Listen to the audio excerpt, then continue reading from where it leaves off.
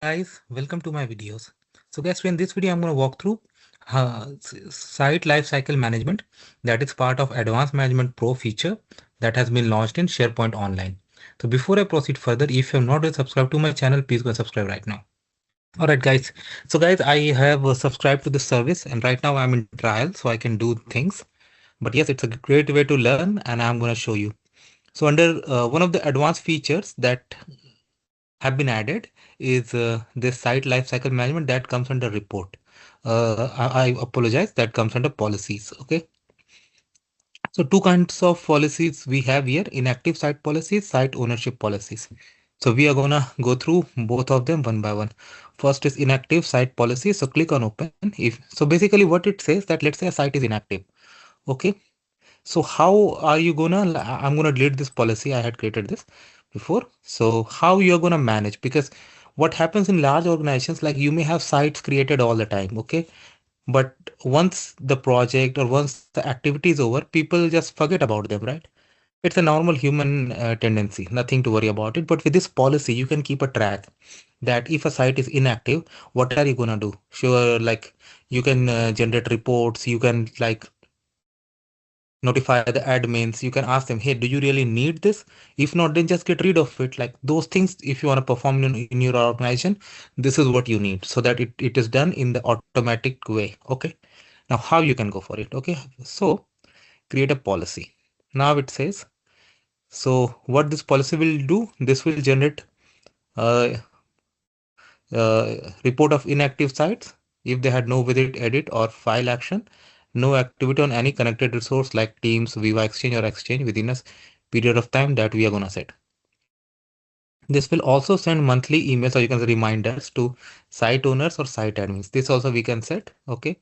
This is to review them, like whether they want to still continue or they want to delete. And you can also act on site that are inactive for 3 months, like 3 months or more. Okay, that you're gonna set. So you can like configure the policy to archive sites, or you can make the site read only, or you can just leave it if you don't want. So click on next. So the very first is scope. Okay, like time period.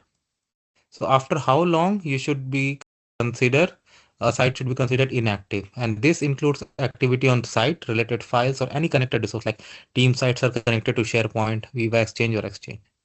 Okay. So I have option 1, 2, 3, 6 months. Generally, I think people go for 6 months. Now this can be done based on templates. So you can have option, you can select all if you want to go for particular template like classic sites. Those are like old templates, but up to you.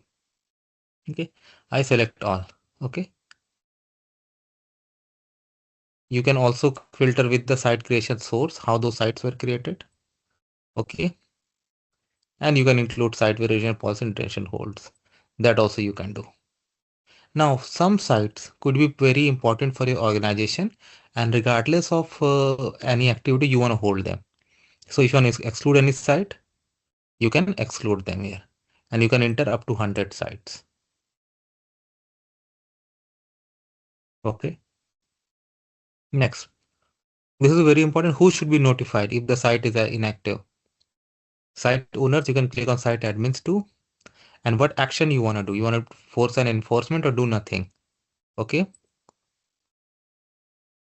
That have not been certified by site owners or site admins after 3 notifications. So in that case, if you consider 6 months, the 3 notifications means after 18 months. I'll go for enforcement. Read only access, or you can archive them, but archive, this option is disabled in my environment because I have not turned on Microsoft 365 archive.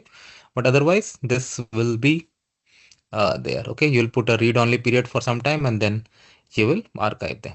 Next, you can put a name, testing, or whatever you want to put. Simulation. So this time it's gonna be gonna run the report and it will generate the report, but notifications will not be sent. It will make it active, means it's activating. So I don't want to activate now, but just for simulation. So I click on finish.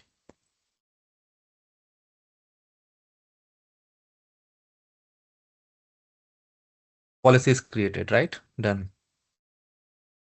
That's simulation. And now it is generating the report. Okay. Now it's gonna take time. Okay. So before we come back here, let's go for other uh, site ownership policies. Okay. So basically what you do, you set owner like some policies recommended, like let's say you have sites, they have owners. Okay. So you want to make a policy that at least there should be two owners so that one goes on leave or somewhere, other should be there to do owner related activities. Of course, there are some backend support like a SharePoint admin can always go to active sites and get the ownership. But if you want to manage in a better user friendly way, that's what. So what it's going to do, this is also going to generate monthly report of the sites that don't meet configure minimum number of owners admins. Send monthly notification to find a site owner or admin for non-compliant sites. Act on non-compliant site with high potential for security risk. Okay, yeah, this also we can set up. Let's see how. Scope. Again, template based. I want to select all, like, because I don't see any reason why an organization will have a different policy on one template or another, but it depends. You want to exclude some sites, you can always exclude up to 100 sites, same like before. Configuration. Who should be responsible? Minimum owners or admins required for each site. 2. Who should be notified? If a site has less than minimum owners or admins, choose recipients will be notified. It is recommended to ensure at least 3 options. Active site members, number of active site members will be modified if I select 10. Oh, sorry. Manager of previous site owner or admin. Okay, that's fine. What action do you want to take if site remain ownerless for more than 3 months?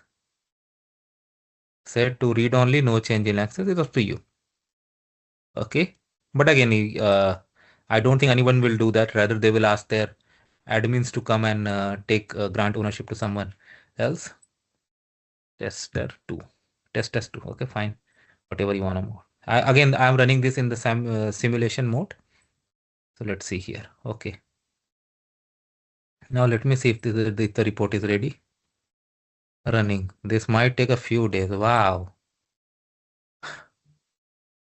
It depends upon the number of sites and other things too. But yeah, it's always good to have this, no doubt. Right, ownership policies, if I check, again, it's running. So that is how it works, guys. Let me know what you feel about it. Thanks for watching this video, guys. Please subscribe to the channel and you can always edit the rules here. All right. Thank you.